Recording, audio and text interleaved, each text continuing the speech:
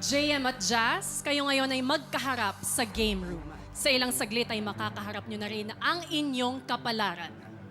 Ito na rin ang huling pagkakataong magkasama kayong dalawa bilang housemates. Sino ang uuwi at sino ang makakabalik pa sa loob ng bahay? Ang unang pangalang aking tatawagin ay ang siyang ligtas at magpapatuloy pa bilang housemate ni Kuya. Isang pagkakataon pa ang ibinigay sa'yo ng taong bayan. You are safe tonight!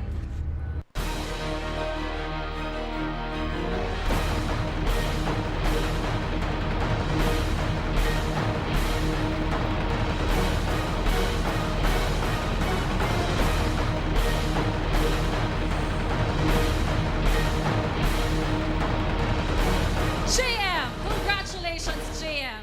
That means, Jazz, I'm sorry, you have just been evicted from the Big Brother house.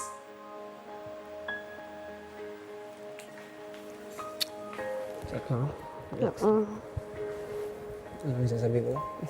Whatever my keep. Bigay kay Rin. Sabihin mo sa kanila, I love them all. Chok natin bigay mo na kay JP. Bye-bye. Ingat niya. JM, Yeah. makakabalik ka na sa loob ng bahay. Wait for me. Uy!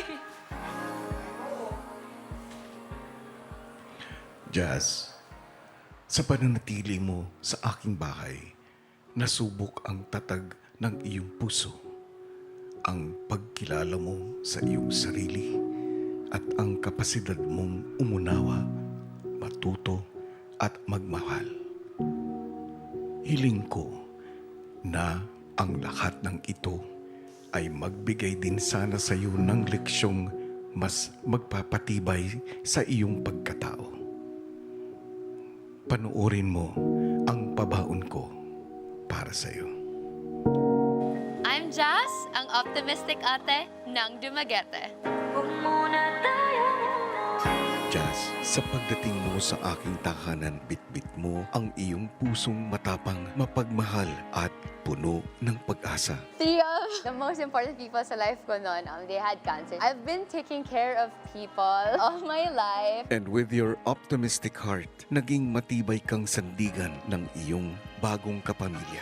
At sa iyong paglabas, naway maging sandata mo ang mga aral at alaala na iyong naipon dito sa aking tahanan. Dito ko lang na-realize ko yan na I forgive people easily, pero when it comes to myself, I'm so hard. Dito ko na-realize na it feels so much better to apologize to yourself and to forgive yourself. Babaunin ko talaga yun.